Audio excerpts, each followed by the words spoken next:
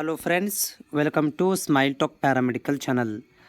ಈ KCET application ಹಾಕ್ತಿರುವಂತಹ BSc nursing ವಿದ್ಯಾರ್ಥಿಗಳು ಮತ್ತು allied health science BPU BPT ವಿದ್ಯಾರ್ಥಿಗಳಿಗೆ ಒಂದು ಶುಲ್ಕದ ಬಗ್ಗೆ, ಒಂದು ಆನ್ಲೈನ್ ಅರ್ಜಿ ಸಲ್ಲಿಸುವ ಬಗ್ಗೆ, ಒಂದು ವಿಸ್ತರಣೆ ಮಾಡಿರೋ ಬಗ್ಗೆ ಒಂದು ನೋಟಿಫಿಕೇಶನ್ ಆದೇಶವನ್ನು 31ನೇ ತಾರೀಕಿಗೆ ಅಪ್ಡೇಟ್ ಮಾಡಿದ್ದಾರೆ.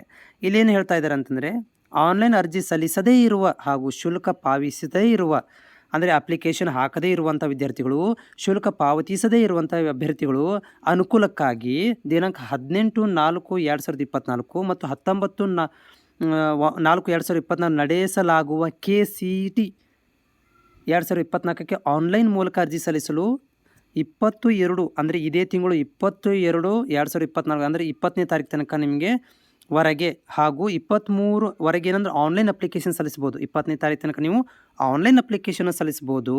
ಅದೇ ನೀವು ಫೀಸನ್ನು 23 ತನಕ ನೀವು ಪೇಮೆಂಟನ್ನು ಮಾಡಲಿಕ್ಕೆ ಚಾನ್ಸಸ್ಸನ್ನು ಕೊಟ್ಟಿದ್ದಾರೆ. ಅಂದರೆ 20 ಆಲ್ಮೋಸ್ಟ್ 20 ತಾರೀಕು ಡೆಡ್ಲೈನೇ.